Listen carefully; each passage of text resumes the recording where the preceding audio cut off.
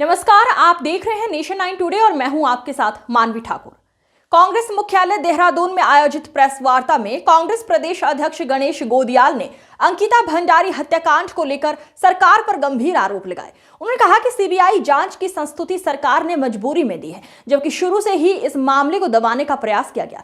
गणेश गोदियाल ने कहा कि अंकिता भंडारी को न्याय दिलाने के लिए मातृशक्ति सामाजिक संगठनों और आम जनता के साथ कांग्रेस लगातार आंदोलन और मांग उठाती रही है। इसके बावजूद सरकार ने पहले दिन से ही जांच को प्रभावित करने और भटकाने का प्रयास किया, जिसमें मुख्यमंत्री पुष्कर सिंह धामी की बड़ी भूमिका रही है। कांग्रेस अध्यक्ष ने आरोप लगाया है कि सरकार जांच के बिंदुओं को सीमित कर सीबीआई जांच को प्रभावित करना चाहती है। उन्होंने मांग की है कि सरकार स्पष्ट करे कि सीबीआई किन किन विषयों पर जांच करेगी और जांच के बिंदुओं को सार्वजनिक किया जाए।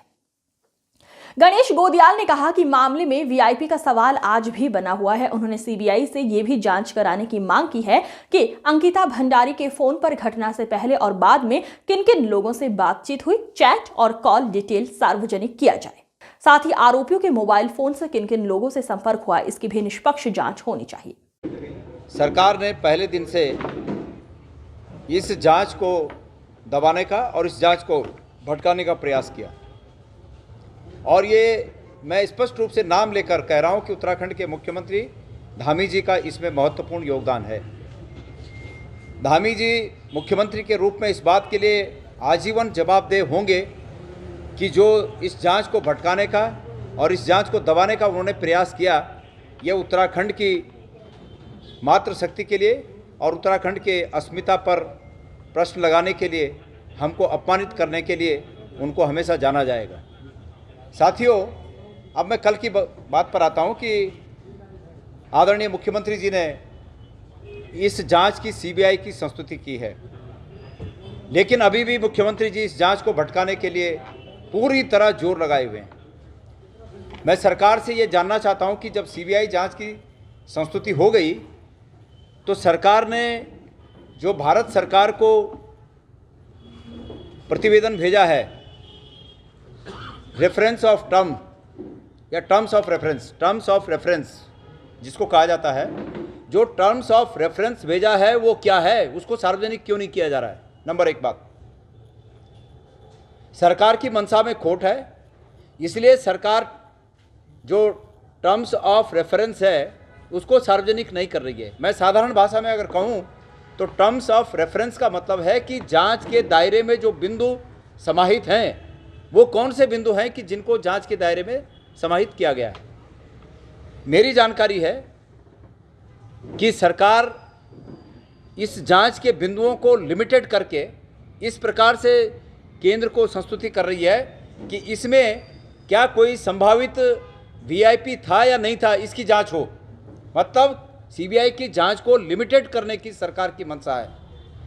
ये इस पर मैं सरकार पर आरोप लगाता हूं कि सरकार की इस हत्याकांड में जो आरोपी हैं उनको बचाने की एक नई चाल है। ये सरकार तत्काल आज के आज, अगर सरकार में ईमानदारी बची है तो सरकार आज के आज वो जो टर्म्स ऑफ रेफरेंस हैं उसको जारी करे, ताकि सब लोगों को पता चले, उत्तराखंड के सब लोगों को पता चले कि वो जांच के दायरे क्या हैं, बिंदु क्या हैं। मेरी जानकारी है कि सरकार को ये आदेशित किया गया है, यहाँ अधिकारियों को आदेशित किया गया है कि जांच का बिंदु ये है कि वीआईपी है या नहीं है। इसलिए मैं आपसे कहना चाहता हूँ कि वीआईपी है, वीआईपी एग्जिस्ट करता है। सरकार इस वीआईपी को हाइपोथेटिकल क्वेश्चन बनाना चाह रही है कि वीआईपी कोई है कि नहीं। वीआईपी कोई है कि नहीं ये हाइपोथेटिकल क्वेश्चन है, लेकिन वीआईपी है, ये यथार्थ है, ये सच्चाई है, और सरकार इसको उलझाने का काम कर रही है। इसलिए सरकार को मैं देता हूं कि इसमें reference of terms of reference क्या हो। टर्म्स ऑफ रेफरेंस ये हो, नंबर एक, कि सीबीआई इस बात का पता लगाए कि अंकिता भंडारी को जिस दिन से वो वहाँ पर नौकरी पे गई उस दिन से लेकर और तब तक जब तक उसकी हत्या हुई, उसके फ़ोन पर किन किन लोगों ने उसके फ़ोन पर वार्ता की, इसको सार्वजनिक करे सीबीआई जांच करके। नंबर दो, उसके जो मित्र को जो चैट उसका गया है, उन चैट्स की सच्चाइयाँ उजागर करे कि वो चैट्स वाकई अंकिता भंडारी और उसके मित्र के बीच के वार्तालाप हैं, नंबर 2।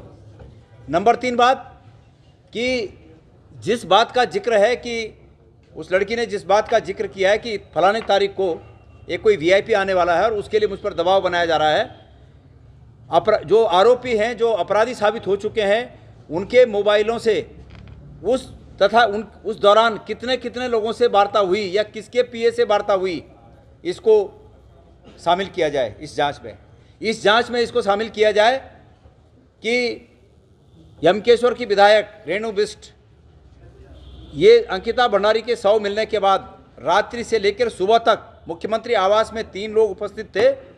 उन 3 लोगों में एक मुख्यमंत्री और 2 अन्य लोग थे जिनके फ़ोन से रेणु बिष्ट को मुख्यमंत्री की बात हुई। क्या वो लोग कौन थे जिनके फ़ोन से बात हुई, और हुई तो उसमें मुख्यमंत्री ने उनसे क्या क्या बात की। रेणु बिष्ट से एसआईटी की गवाही हुई विधायक जी से, लेकिन कोर्ट में क्या गवाही हुई, क्या उसके क्या कारण थे, क्यों नहीं हुई। और दूसरी सबसे बड़ी बात कि एसआईटी इस बात की, सीबीआई इस बात की जांच करे कि किसी भी घटनास्थल को सुरक्षित करने के लिए जवाबदेही पुलिस विभाग की होती है, और वहां पर यह जवाबदेही एसआईटी की थी। एसआईटी की मौजूदगी में, पुलिस की मौजूदगी में घटनास्थल पर जो सबूत मिटाने का काम हुआ, जो तोड़क कार्रवाई हुई, वो किसके आदेश पे हुई, और पुलिस ने उसको रोका क्यों नहीं, उसके लिए कौन जवाबदेह है। सीबीआई इसको भी पता करे। ये जांच के बिंदु होने चाहिए। वो तथाकथित वीआईपी समयबद्ध तरीके से लोगों के सामने आना चाहिए। तो सरकार इस बात को आज तत्काल बताए, क्योंकि तमाम सामाजिक संगठनों ने और विपक्ष के राजनीतिक पार्टियों ने और इस प्रदेश की जनता ने ये ठाना है कि कल 11 तारीख को इस तटस्थ और पारदर्शी और ईमानदार जांच के लिए हम लोग प्रोटेस्ट करेंगे और बंद का आह्वान किया है। समय पर इसका निर्णय लिया जा सके, इसलिए सरकार को अभी 12 बज गए ना, 1 बजे तक वो जो रेफरेंस ऑफ टर्म्स है, टर्म्स ऑफ रेफरेंस का जो पेपर है, उसकी सार्वजनिक जानकारी जनता को देनी चाहिए। साथियों, कुल